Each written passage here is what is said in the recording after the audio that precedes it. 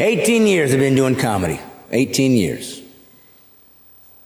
And one thing I always prided myself on was I didn't use curse words, because I just felt like as a Christian man I'm not supposed to do it. And secondly, I thought it makes more creative comedy. I always tried to do that. Just tried to be funny. That's it. Tried to compete. It's not easy to compete when you don't use curse words, because that's all you see in comedy nowadays. About 5 or 6 years ago, I decided to come out on stage, tell people I was a Christian. Got me all kinds of publicity.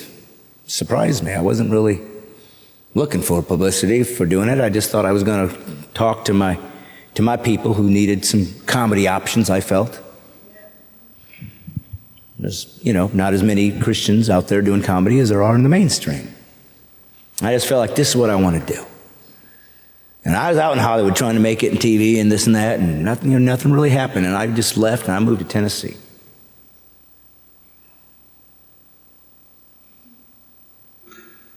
See, one thing I've never done is quit.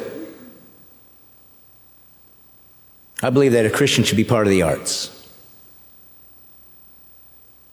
And we have a culture that doesn't want anything to do with us.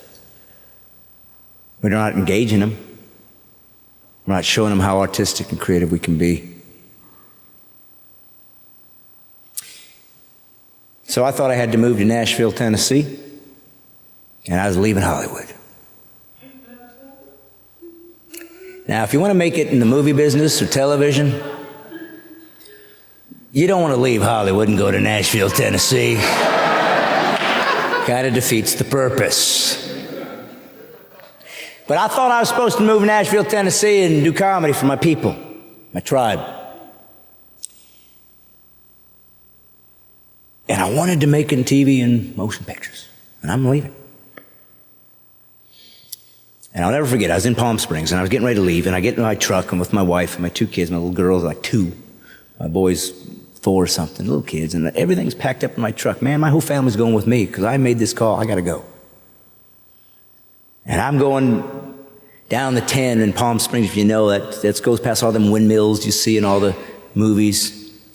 And I've been that road many times. I lived 30 years in California, and I've been there to Palm Springs, did my shows, and went home. And I remember thinking for the first time, I'm going down to 10, I'm not turning around.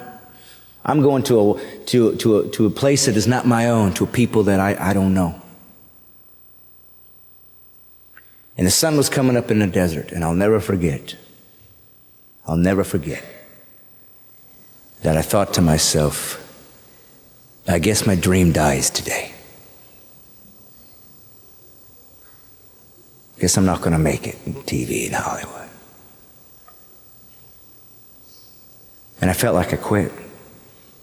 But I thought I was supposed to do it, because I thought it's what God wanted me to do. And with that big old lump in my throat, I swallowed. And I remember saying, all right, God,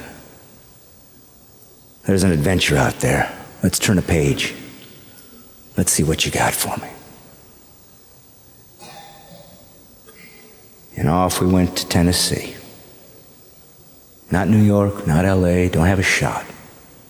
I'm just doing what God wants me to do. And in 4 years of being in the middle of America where you don't have a chance of being noticed, I got profiled in the New Yorker magazine. I ended up on CNN, Fox and Friends, Hannity and Combs, New York Times, 3 albums, 2 books, and just completed a movie called Welcome to Paradise with Brian Dennehy and Crystal Bernard about a little town in Texas.